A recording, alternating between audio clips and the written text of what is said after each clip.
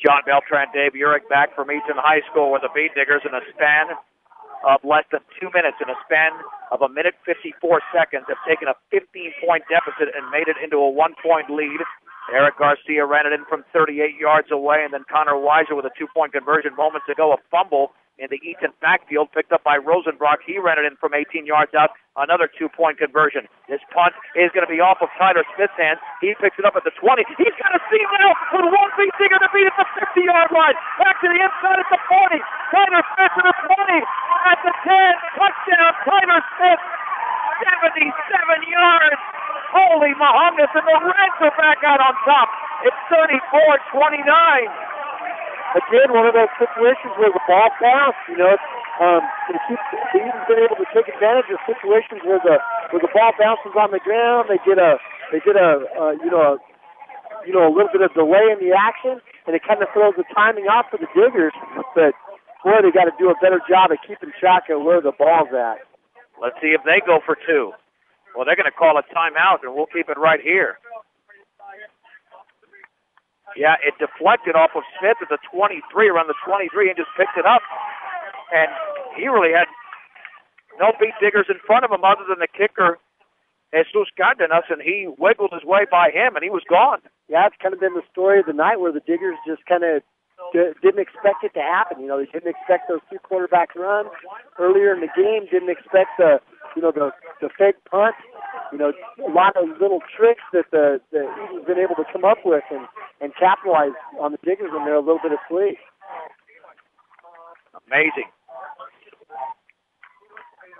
We've had 4 touchdowns scored in the quarter. 2 by the Reds, 2 by the Bead Diggers. More than likely they'll go for 2 here, but the Bead Diggers had the lead for only a matter of seconds. And the Reds will go for 2, leading 34-29. Ball is in a shotgun, awaiting the snap. He's going to fake it. He'll take off with a football. Joe Rosenbrock takes him down right at the line of scrimmage as ball was running to his right. The 2-point conversion is no good. 7:16 to go in the game. Eaton 34, Brush 29 on 1010 KSIR and KSIR.com.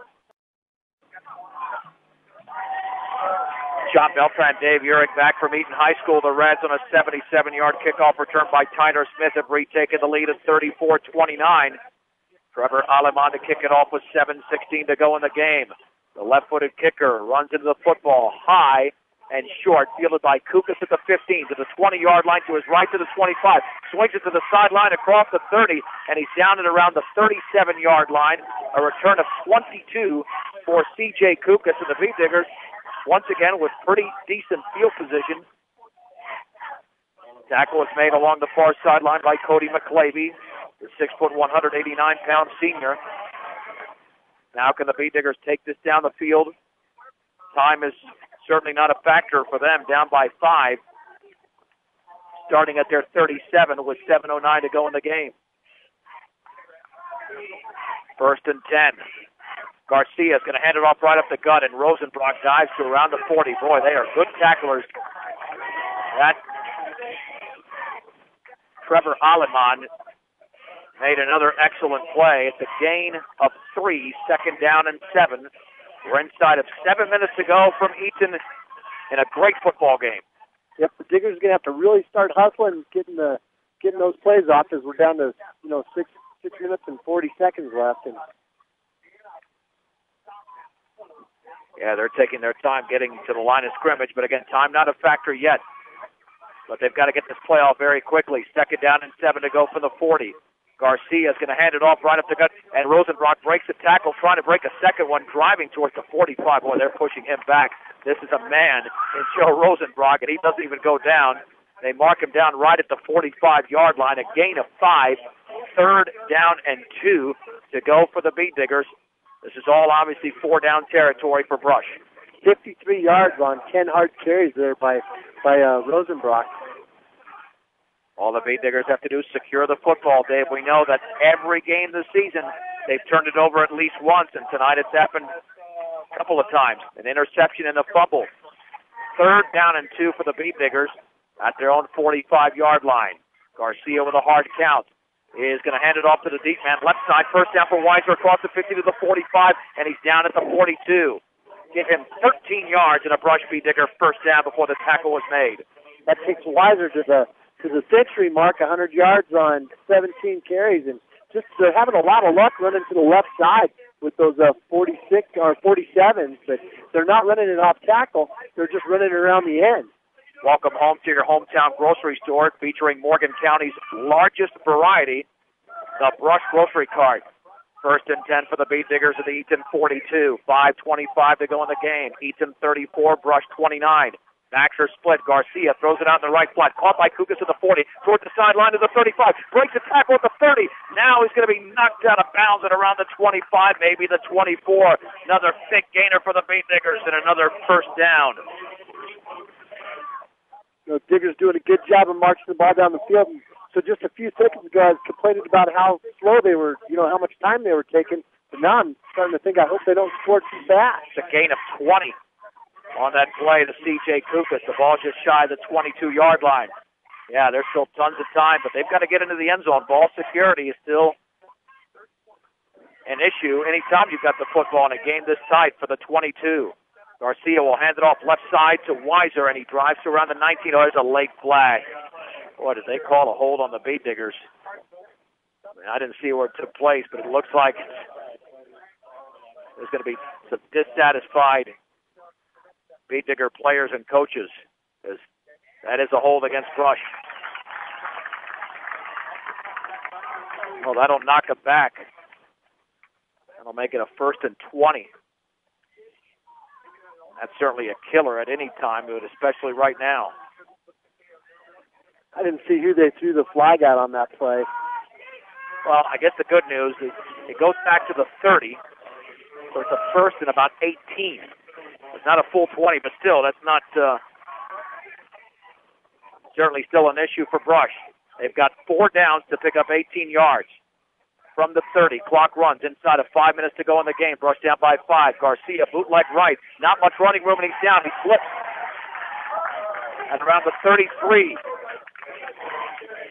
It might have given him some forward momentum to the 32, but it will be 2nd down and 20. The Eaton defensive end on that side had a lot of penetration, so Garcia had to give up a lot of ground to try to get around the corner. If the Beat Diggers don't score on this drive, that could signal the end of the game. We still have 4.5 to go. And they do have 3 timeouts, but with the way the Reds offense has been operating tonight, the Beat Diggers have got to get into the end zone. 2nd down and 20 from the Eaton 32-yard line. Baxter split. Garcia to throw out in the left flat. The pass is behind C.J. Kukas and out of bounds. That was one of those passes that was so lateral, it could have been, called a backwards lateral on a live ball. And the official here on the near side, he was waving his hands that it was an incomplete pass, and that was kind of a lucky thing there, I think, for the Diggers. This is 10-10 KSIR, Brush, Fort Morgan, Greeley. I'm John Beltran with Dave Urich, and the Beat Diggers trail 34-29 with 4:17 to go in the game.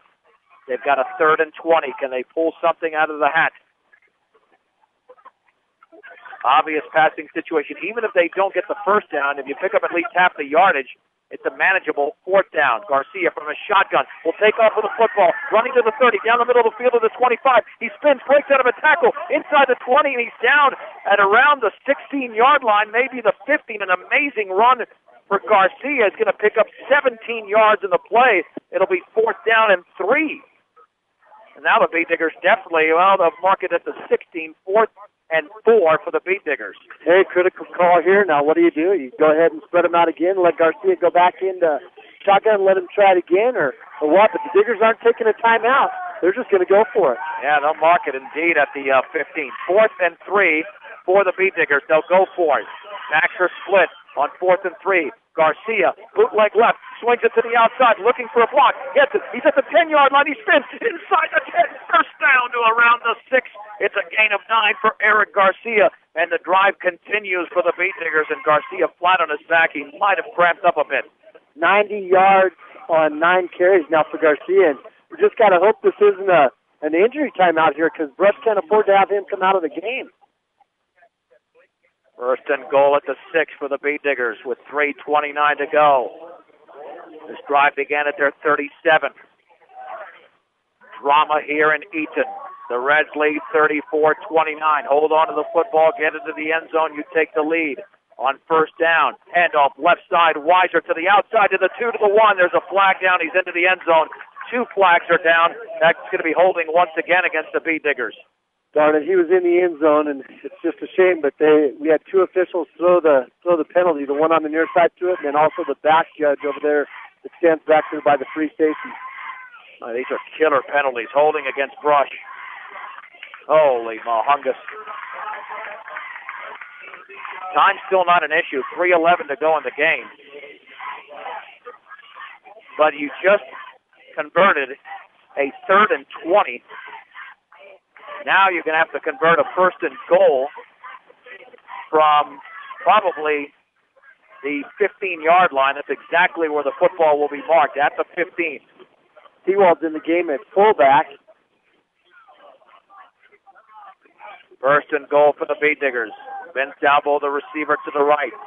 Seawald and Rosenbrock in the backfield. To the left, it's C.J. Kukas. Muir is in motion to the right. Garcia is going to hand it off to Rosenbrock, running with his head down inside the 15. Then he's driven back, gained a couple of yards to around the 13. That's some tough tackling over there by Ryan McIntyre. Got all the way to the 12, a gain of 3. This is it, 3 plays remaining for the Beet Diggers. They've got 3 plays to get 12 yards, and not the game is essentially over, even with the 3 timeouts, because we are down to 2 minutes and 40 seconds to go from Eaton. And the Reds leading 34-29. 2nd and goal from the 12. Garcia under center will send Kukas in motion to the right. The pitch left to Rosenbrock, and he's going to be hitting the backfield for a loss of 1. Alemang and Selby made the tackle at the 13. And now the Beet Diggers, I think, might call a timeout. Randy Dreitz is 2 steps out into the field. He does call a timeout with 2:16 to go in the game. And the Beet Diggers trailing by 5 points. Your full-service florist with a whole lot more as the flower peddler. Come and see what's in store at 322 Main Street in downtown Fort Morgan, the flower peddler. And your one-stop shop for all of your banking and investment needs, from checking to savings to IRAs, is Morgan Federal Bank, 321 Ensign. Morgan Federal Bank, there's a difference. Member FDIC, equal housing lender. Dave, they were in the situation moments ago, but sometimes a little bit harder to operate in the red zone than outside the 20. Yeah, absolutely. Defense would seem to do a pretty good job of tightening up there, but also because they kind of use their plays, before when they made those big plays, it's like they kind of used them up. So they're going to have to reach into their bag of tricks here and come up with something. As Eaton wasn't fooled by that quick pitch, or the bootleg.